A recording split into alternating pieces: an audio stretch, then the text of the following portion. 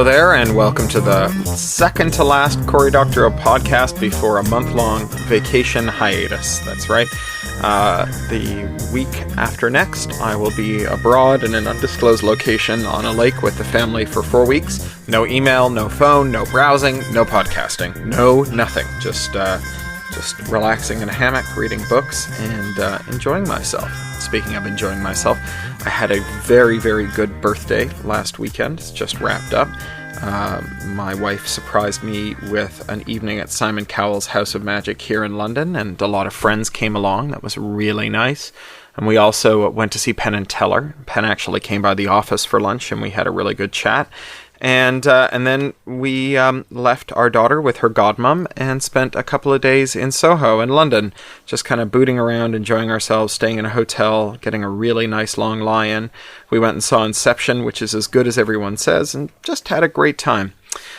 For those of you who are following the saga of my back, the news is not very good. I had the epidural steroid injection, and it didn't do anything. And now the current prognosis is that this is probably something wrong with my hips, necessitating orthoscopic surgery. And on Wednesday, I'm going in for another MRI to confirm this. But it seems to be that this must be the case, that it must be my hips, which is good news and bad news. If the MRI confirms the abnormality in my hips, apparently the orthoscopic surgery is very easy, has a very high success rate, and has a very quick recovery. On the other hand, it's certainly a lot more major than an epidural. It's going and shaving bone away from both femurs. But, you know, I've been lying awake at night thinking about how great it would be if my back didn't hurt all the time. And I think that's the thing to keep in mind here. On Tuesday, so that's tomorrow night, I'm doing my last public appearance in London until, gosh, I can't even tell you when, probably October or something. I think it'll be October with the amazing meeting with the amazing Randy. I'm going to be at Clerkenwell Tales, actually at the Church of the Redeemer next to Clerkenwell Tales, with China Mayville, doing readings and Q&A. Thanks to Clerkenwell Tales and Exmouth Market. If you'd like to come, your RSVP is required. You can RSVP today or tomorrow. If you go to Clerkenwell Tales, just Google Clerkenwell Tales, that's CLERKENWELL Tales. You'll find all the information you need to RSVP. I hope to see you there. There are just a few seats left, so please do RSVP if you're planning on coming.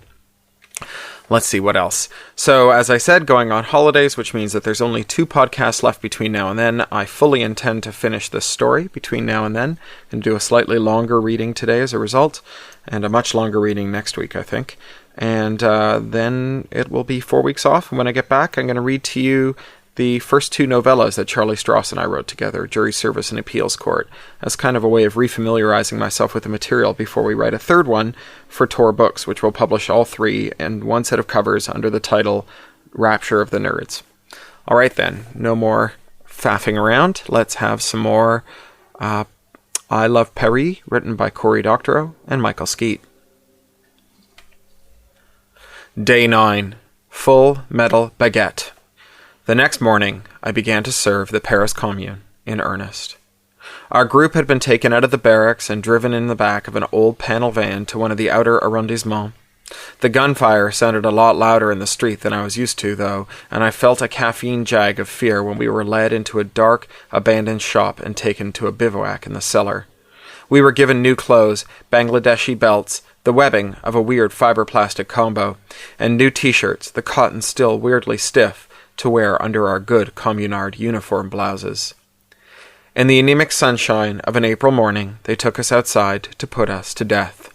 Oh, that's not what they told us. You are runners, a frere said as we stood in the street. He wore the badges of a lieutenant, though he bore just a single earring, and he was using a loud hailer to be heard above the gunfire that snapped like angry dogs at the buildings nearby.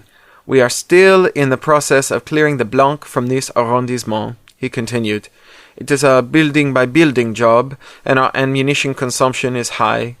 We can't spare fighters to carry rounds to our position, so that is what you will do. Follow me, monsieur. He took a step toward the corner. I started moving after him. I couldn't see any point in sticking around to be shot by one of the sour-faced guards. At the end of the next block, a group of frères crouched behind a wrecked Citroën. Gunfire echoed from somewhere behind the building across the street from them. Our lieutenant reached the group behind the wreckage and exchanged words. "Here," the corporal said, throwing a hemp bag at me. I caught it and had to stifle some very military language. The thing weighed a ton. It clattered like cheap toys, which made sense when I looked inside and saw that the bag was filled with plastic magazines. "Not him," our lieutenant said. He pointed to the last of the stragglers, approaching the Citroën. "My friend, it is time to do your part." He gestured at me. I shrugged and tossed the bag to the laggard, a scrawny Trustafarian whose cheeks still bore the remnants of semi-permanent tattoos. He dropped the bag and didn't bother to restrain his opinion of its weight. "Pick it up," our lieutenant said. "Your life may depend on how well you carry that. We have a file team in that building across the street. You will take this bag to them and ask them if they've heard anything from the teams further up the block. The damn Blanc are jamming our communications again." I looked along the line our lieutenant's finger had traced. It didn't seem that far to me. A couple of weeks ago, I wouldn't have thought twice about strolling across the street, even in the face of Parisian traffic. The kid picked his way through the rubble to the edge of the furthest building on our side of the street. He appeared across, reminding me of an old man I used to see on the Rue Texas from time to time, who took forever to work up the courage to brave the traffic on my narrow street. Dust had made the kid's face the same gray as the old man's. I guess I should have felt sick myself, but I don't remember feeling anything. I saw movement across and up the street. That would be the fire team calling its runner forward. The kid looked back at us, and I was impressed at how widely his eyes were open and how white they looked. Our lieutenant casually waved the kid forward, though the gun in the lieutenant's hand lent a lot of weight to the gesture. The kid began to run. And then he wasn't running anymore, and a dark red pool was spreading over the pavé under his crumpled body. I hadn't heard a shot, and the kid hadn't made a sound, other than the dusty scuffling sound his body had made when it hit the stones. Our lieutenant didn't seem that surprised, though. "Did you get it?" he asked the corporal. "Quickly!" The corporal nodded, simultaneously waving forward one of his companions, who gave him something too small for me to see, and which the corporal plugged into the slot in a hardcover notebook. The new frere gave a thumbs up and picked up a wicked-looking bloated rifle. Then he stepped out into the street, raised the gun, fired, and stepped back into the shelter offered by the pockmarked wall. Somewhere out of my line of vision, a building exploded. It sounded like he'd blown up half the city. It was like being inside a thunderstorm, and I instinctively put my hands over my ears in a too-late attempt to protect them. The incredible noise was still rumbling when our lieutenant picked up another crudely woven bag, handed it to me, and said, "Go." I'd been numb up to that point, just watching what was happening without really seeing it. When my hand closed on the bag's handle and I felt the hemp fibers scratching my palm, it was as if I'd suddenly come to the surface of a warm lake and broken into clear, freezing air. That was the moment I realized that Sissy was dead. That we were all dead. No point in kidding myself, they probably killed her within a day of raiding the dial tone. There were all sorts of ways it could have happened.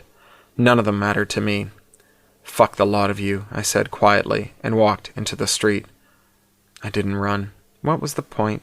I walked as though I were just on my way to the corner to buy lunch. If I could have, I'd have whistled a jaunty tune, something from Maurice Chevalier or Boy George. My mouth was too dry to make a proper jaunty sound.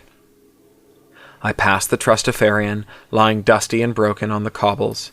I made a point at looking at the spot from which the killing shot must have come, and was surprised to see that the building at the end of the block was mostly still there. That huge explosion, whose fino basso still echoed, had come from the destruction of just one room. The chambre and its window, and presumably the blank sniper hiding there, had been plucked from the building structure like a bad tooth. And now I was taking my little walk so that our lieutenant could see whether any more snipers waited. Now I realize that this is what it is meant to fight building to building, room to room. At the time I thought nothing, felt nothing, just walked. No shot came. No expanding round ripped open my back and spread my lungs out like wings behind me. I reached the building that was my goal and discovered that the fire team was already moving through it, into its courtyard and beyond to the next block. A solitary, grimy frere waited for me. Grabbing the bag, he spat at my feet and hustled to join his comrades. I guess he didn't appreciate my sang-froid. By the time our lieutenant and the others had caught up to me, I'd had a chance to do some thinking. I stripped off the stiff new t-shirt and web belt and buried them in some rubble. I didn't know what they represented, but I was pretty damn sure that they had something to do with the way our lieutenant had been able to pinpoint the location of the sniper who'd killed Scrawny. The Freres might kill me, but I was going to see that they didn't benefit in any way from it. We were hustled through the ruined building in the wake of the fire team. Another body, lying in the next street, gave mute evidence to the existence of another Blanc sniper somewhere. Our lieutenant pointed to the ammo bag beside the body, which I now saw was that of the grimy Frere I'd forced to play catch-up, and said to me, "No sense in letting that go to waste. Pick it up as you go." I smiled broadly. "Glad to," I said. "You might as well keep your computer locked up, though." I spread my hands and shrugged. No belt, no t-shirt, no service. I'm pretty sure I giggled. The whole scene had the surreality of a night in a Trustafarian club. Before our lieutenant could say or do anything, though, a Frere wearing a headset stepped between us. "Lieutenant," he said, "Monsieur le Sergeant Abelain wants to speak to you." Just like that, our lieutenant's face had the same pallor as the dead Trustafarians. I was impressed. I hadn't thought an officer could be that scared of a non-com, even one as reptilian as Abelain. Our lieutenant took the headset and put it on. He closed his eyes as he listened. "It was the shirt," Abelain said. We were sitting in his office, in a rebuilt 19th century apartment building. Through the window I could see the office block that had been my barracks through the first few weeks of my nightmare. "They're made of a special cloth threaded with sensors. Developed to treat battlefield casualties, the sensors record the direction and velocity of anything that hits the cloth. We adapted it by stitching a small transmitter into the color band. It's a very handy way of fixing a location on snipers, the more so since the Blanc and Penis don't know that we can do this." He spread his hands and smiled. "Of course, it was a mistake that you are assigned to this duty." I sipped from the Tigger glass Abelain had given me. The wine was a good one, rich and full, tannins almost gone, but still tasting a bit of blackberry. I guessed it had been in someone's cellar for a good few years before being called on to do its bit for the cause. Forcing myself to think about the wine was a deliberate attempt to keep my emotions in check. It had been nearly 24 hours since I'd been pulled from death duty, and I think I'd only stopped shaking just before being brought to Abelain's office. I have a vague memory of my fear and rage bursting from me as I was being led away from the carnage of kicking the death duty lieutenant in the balls. Of course, that could just be wishful thinking. For some reason, it occurred to me as I sipped that it had been weeks since I'd had a cigarette. Not only did the wine taste better, I seemed to have been too busy or too frightened to go through withdrawal. "Does this mean I'm free to go?" Abelain laughed, the sound of a padlock rattling against a graveyard gate. "I admire your sense of humor, monsieur," he said. "Know that if I could, I'd send you back to your place in the Rue Bonaparte. My report on our little chat about your work has been read with interest by important people. Accordingly, I've been ordered to give you a new opportunity to serve the cause." The next day, I reported to the office next door to Abelain's. It wasn't furnished nearly as nicely, but it wasn't a cellar and there was nobody shooting at me, so I decided that I was better off. I never saw either the lieutenant or any of my fellow targets again. I confess that I didn't really worry about them either. Abelain had told me to meet him in order to learn about my new assignment. I was pretty sure that I already knew what it was, and while waiting for him to show, I decided to investigate. I couldn't help myself. When presented with a mass of data, I have to know what it is, and the battered metal desk that dominated the room was a pictorial definition of mass of data. There were 3 distinct piles on top of the desk. The talus slopes of their near collapse pretty much covered the entire surface. 2 of the piles were paper. The third was of various storage media, magneto-optical discs, a couple of ancient zips, and even a hollow cube or 2. The paper pile nearest to me consisted of various official garbage.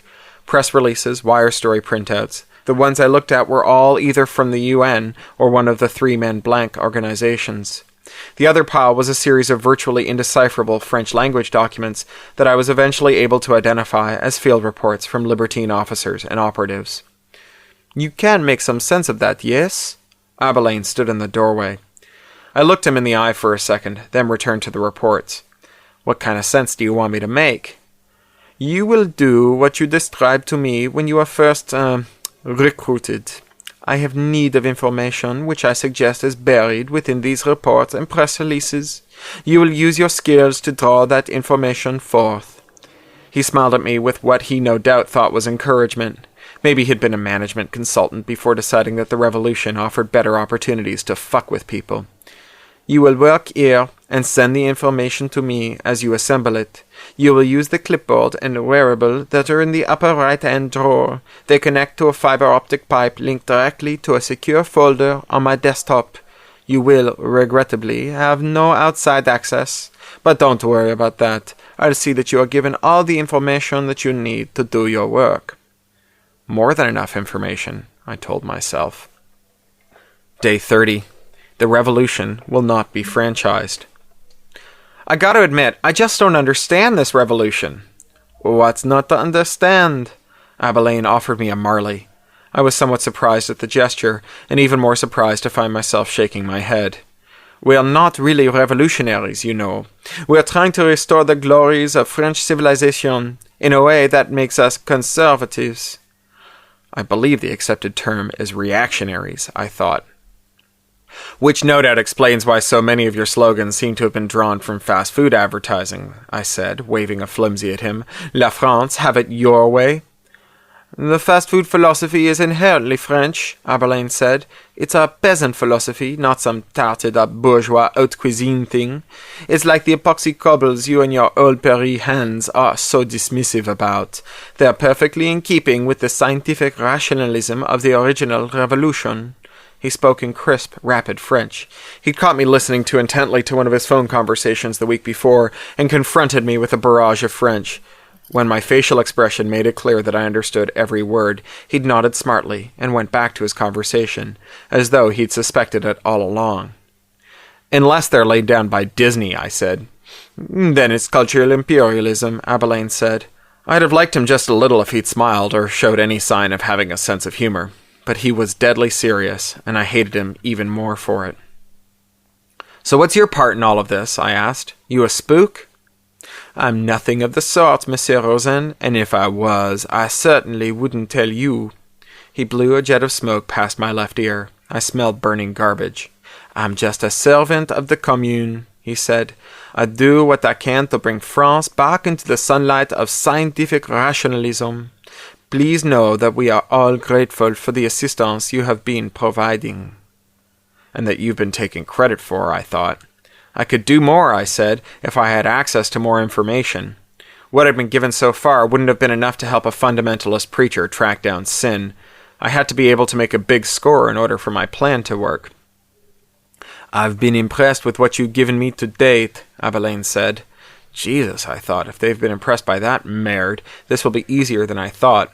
Granted, it hasn't been much direct tactical value, but already we've been able to wrong-foot the penists at least twice in the media. We've taken the lead in the propaganda campaign. In the long run, that may be just as important as anything our fighters do.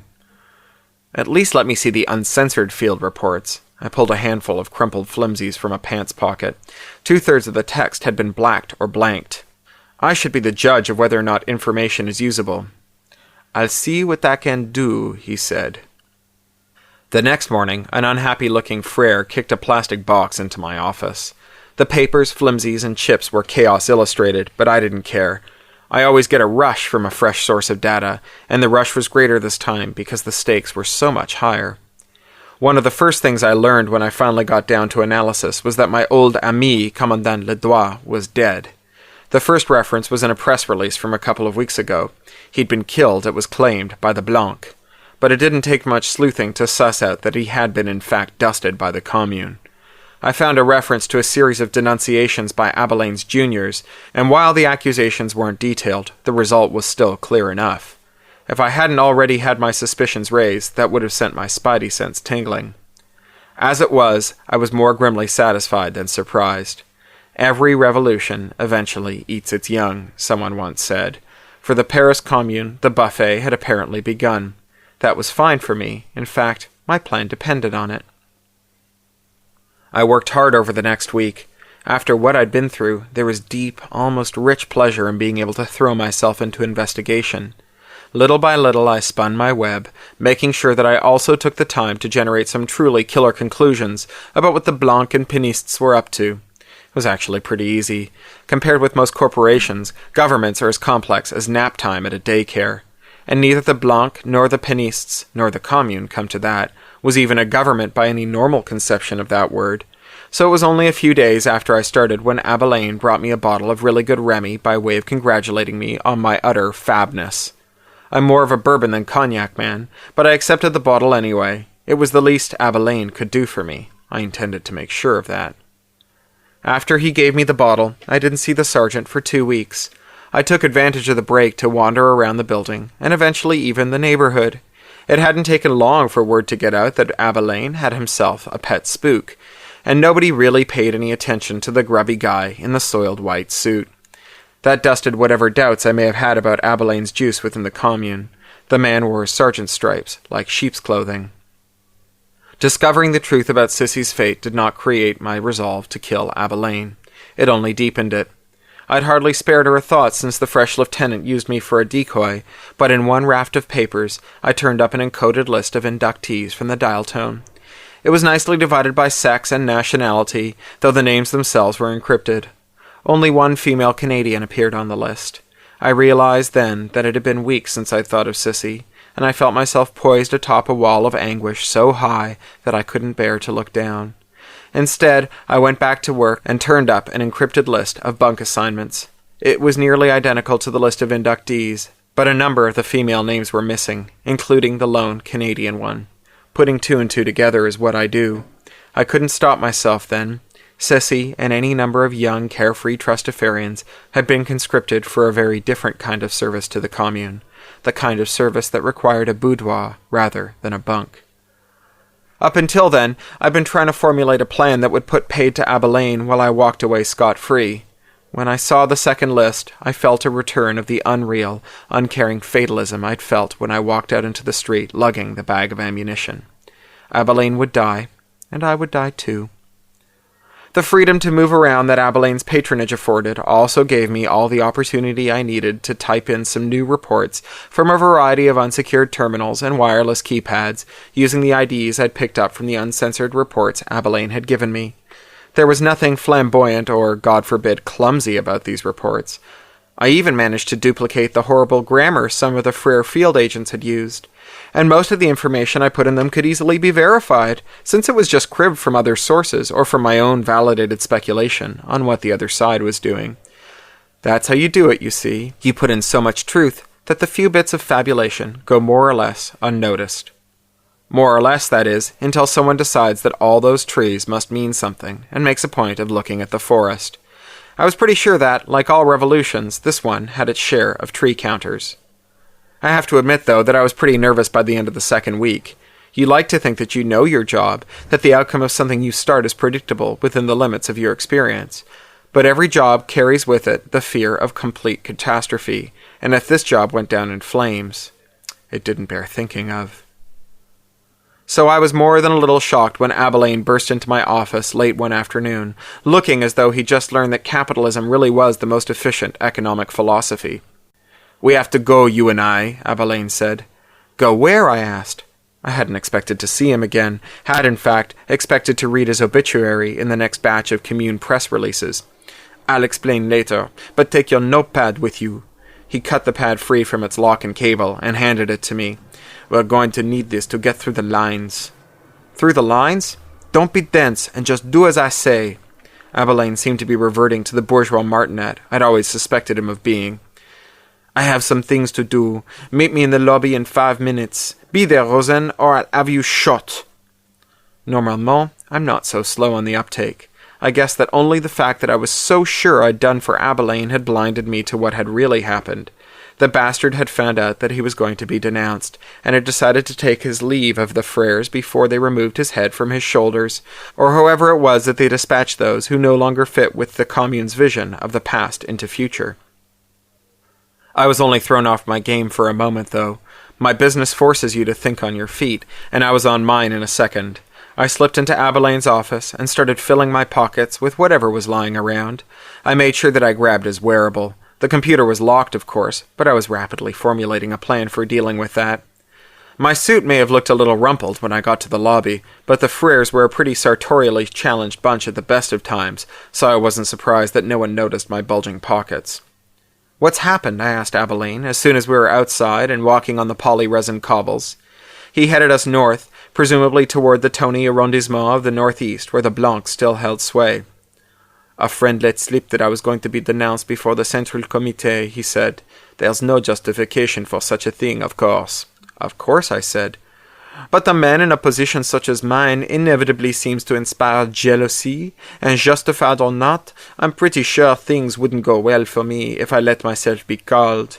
So, with regret, I have to end my service to the Revolution and to the Commune. It's their misfortune." "And me?" I stuffed my hands in my pockets in case Abilene got too curious about their shape.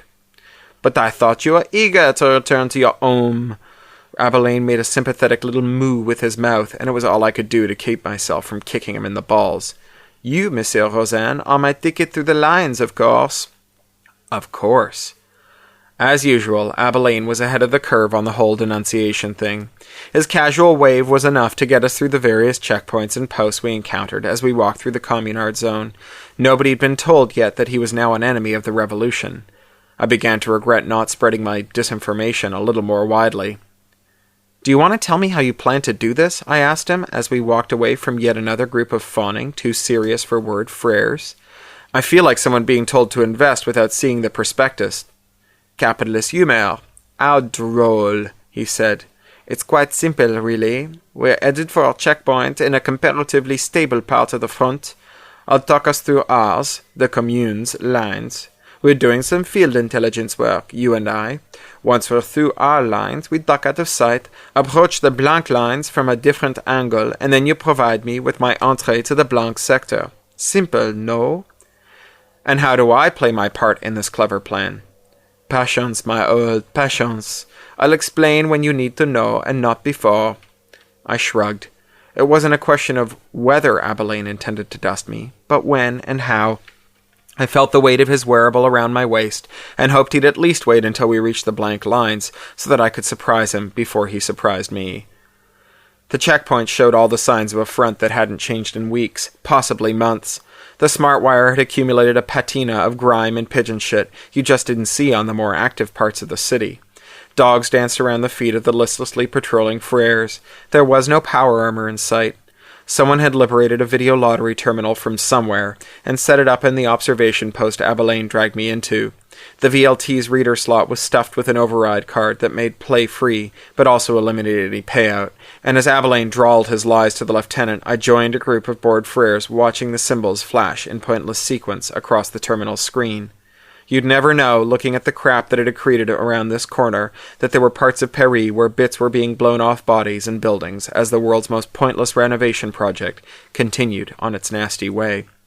"We go now," Abilene said from behind me. "Do you think that you can tear yourself away from this excitement?" I bit back my reply and turned to follow.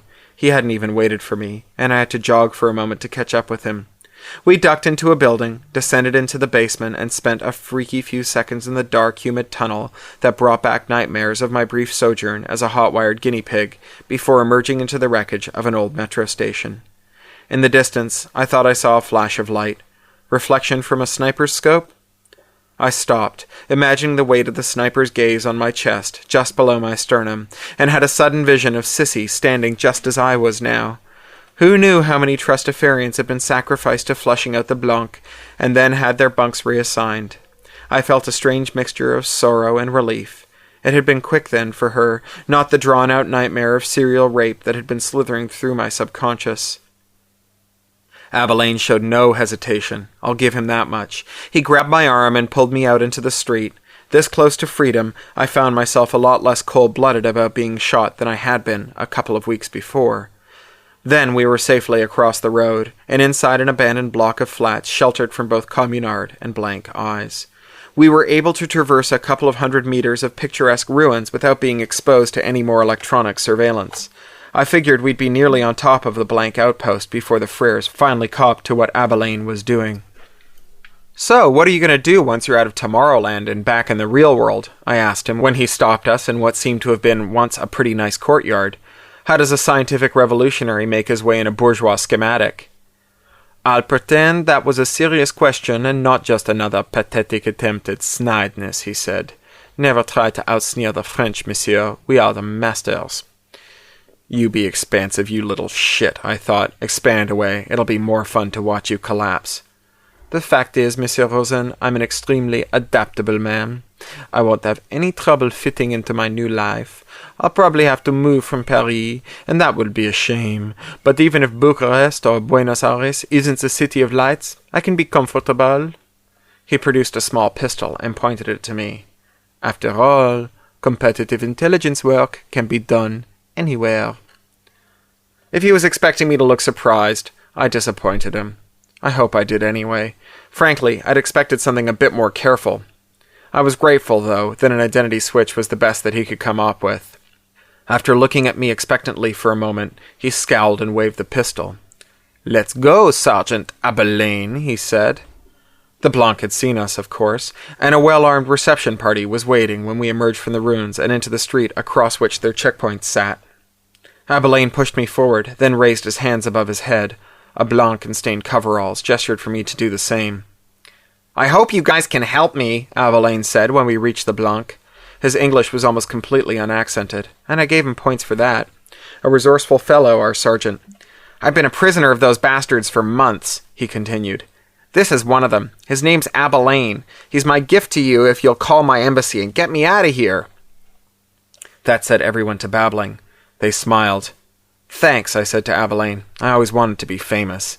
He didn't break character, not that I expected him to. An officer showed up.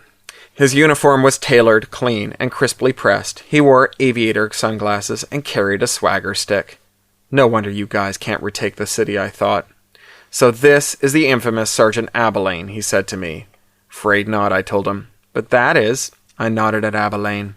His face spasmed in pretty convincing outrage. "He lies!" he shouted. "He kidnapped me and he killed my friends. You can't let him get away with this." "Oh, come on," I said. I turned to the officer. "Isn't there anyone here who's seen a picture of Abelaine?" I already knew the answer to that. Like many of his erstwhile companions, Abelaine had been pretty thorough about avoiding cameras. But I was playing a role now myself. The officer smiled, obviously pleased with himself. "Perhaps the thing to do is to try the both of you. You can't both be Abelaine, but on the chance that one of you is." It was time. I unbuttoned my jacket. "We can settle this easily," I said, and unbuckled Abelaine's wearable.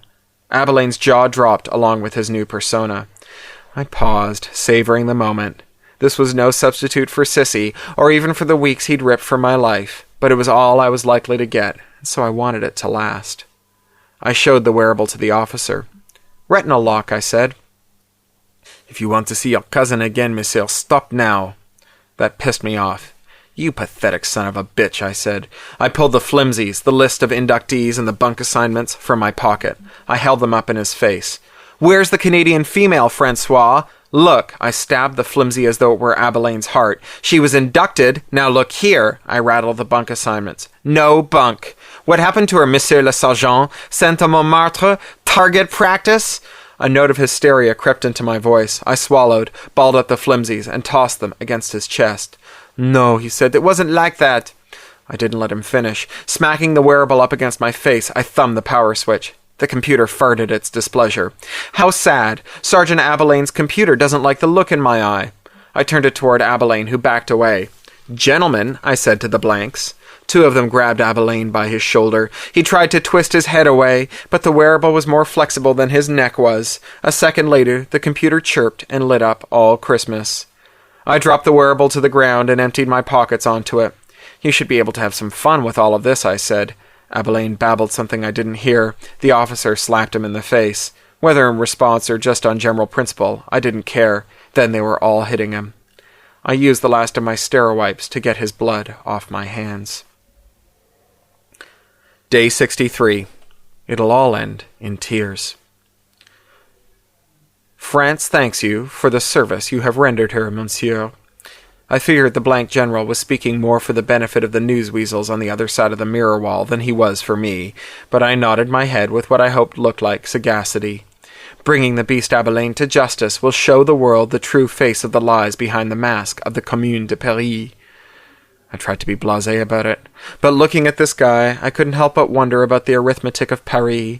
How in the world did you add up all the folks in my streets, the one I played baseball with, the ones who sold me bread and sausage and wine, and end up with assholes like Abilene or this Pratt? Whatever variable in the goddamn equation made people stop thinking and let their emotions do all the heavy lifting. I'd hoped to feel cleansed after having done for Abilene, but I didn't. Good for you, I said, getting to my feet. I'd love to stay and watch, but I have to go home now. I'm going to take a 48-hour shower, and then I'm going to sleep for a week. I believe the people from your embassy want to talk to you, Monsieur Rosen, the general said warily. Have them call my service, I said. That's me, Mr. How to Make Friends and Influence People. The photographers say they're not finished yet. That's just great, I thought. Is there anyone in this city who isn't working an angle? Sissy hadn't been working anything except maybe her hormones. I'd been able to store her carefully in the back of my mind while working up my escape plan, but she was clamoring to get out of my head now. Being away from the commune didn't make me any more free than if I'd still been Abilene's pet ferret. I still had to face up to the fact that she was gone. How was I going to explain this to my aunt? The door behind me slammed open. Lee! I turned around so fast I fell over. That's my story anyway, and I'm sticking to it. Then she was down on the carpet with me and hugging and crying, and I guess I kind of got sloppy too, but I swear the first words out of my mouth were, "Where the fuck have you been?" She slapped me lightly. I was worried about you too. Jesus, I said, sitting up. I was convinced you were... I couldn't say it, not now. It seemed it could still happen. I might be imagining this. What happened to you? How did you get away? It was Eddie, she said. Not true, Lee. Eddie flowed into the room, graceful in spite of his bulk. She's the one who did it. I just got her back across the lines. Will you two stop negotiating credits and just tell me what happened? When they separated us when the bus stopped, I was so scared, Sissy said. Everyone was scared. But then I thought about what you said. You said not to worry, and you always looked after me, Lee. She smiled, and even though her eyes looked dead with fatigue, I still felt better for seeing that. I figured that you knew what you were talking about, so I didn't worry. Instead, I tried to guess what you'd do, and I decided that you'd watch and wait for the chance to do something. I looked at Sissy more closely. It wasn't just fatigue I was seeing in her eyes. There was something else, something sort of calm and understanding.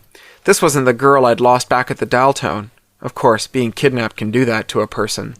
So I'm watching what happens, and what happens is that everyone's so scared that they all just stand there gibbering and crying all over one another, she said. They must have been doing that all along, but I never noticed it, until I sat back and made myself look. We were all just crying like babies, and the guards must have noticed too, because when I looked I saw that they weren't really paying any attention to us. They were all watching the guys being rounded up.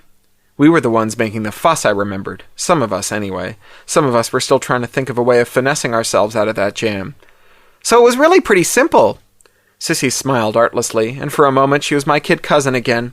I just kind of shuffled my feet and moved back without trying to move too much, and when I was at the back of the crowd, I just sort of slipped out of it. It was dark and nobody noticed me, but you know, I don't think they were all that smart, Lee. We just let ourselves think they were because we were all so scared. As soon as I started trying to think like you do, it was easy to get away. She hugged me fiercely. I saw you trying to distract their attention from me, Lee. Now she was crying again. What you did for me, I couldn't have done that for you. She dug her face into my shoulder and sobbed, and I felt like the stupidest idiot outside of a corporate boardroom. I had outclevered myself into 8 weeks or more of slavery, and she was smart enough just to walk away, and she was giving me the credit? And that's when Eddie saved me. I followed the bus, Eddie said with a shrug.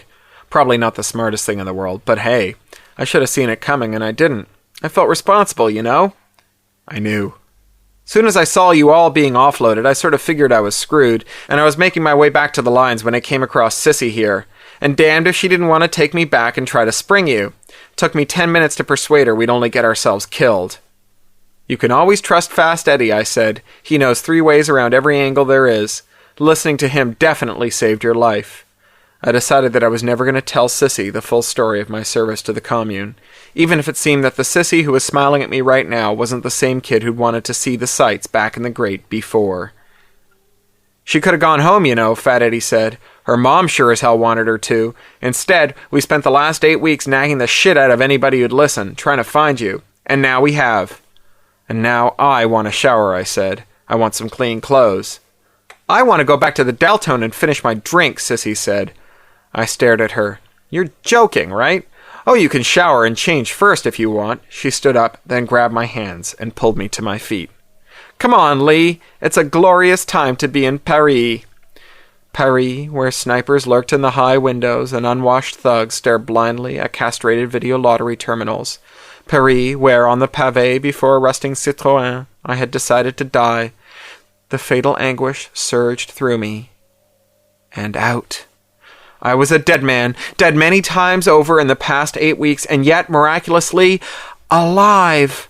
Alive in gay Paris, where the famed dial tone yet stood, where the bartender would mix me a Manhattan and my cousin Sissy would dance while I watched approvingly from a side table, chewing on my work problems and swapping ironic glances with Fat Eddie. I extended an arm and Sissy took it at the elbow. Fat Eddie shouldered us a path through the crowd, over the epoxy cobblestones, and down the boulevard toward the dial tone. The end. Well, I hadn't intended to read that all today, but I guess I did, which means that next week I'm going to read to you some of Voices in My Head, which is the little 1,000-worder that I had written for a magazine that kind of screwed me on the contract, and I pulled the story, and then it was subsequently bought by Subterranean Press and just published, so you'll get that next week. Talk to you later. You've been listening to the Cory Doctorow podcast, licensed under Creative Commons Attribution, Non-Commercial, Share-alike US 3.0, or as Woody Guthrie put it in another context, this song is copyrighted in the US under seal of copyright 154085 for a period of 28 years, and anyone caught singing it without our permission will be a mighty good friend of ourn, because we don't give a darn. Publish it, write it, sing it, swing to it, yodel it, we wrote it, that's all we wanted to do. Many thanks to John Taylor Williams for mastering. That's Ryneck Studio, WRYNECK Studio @gmail.com.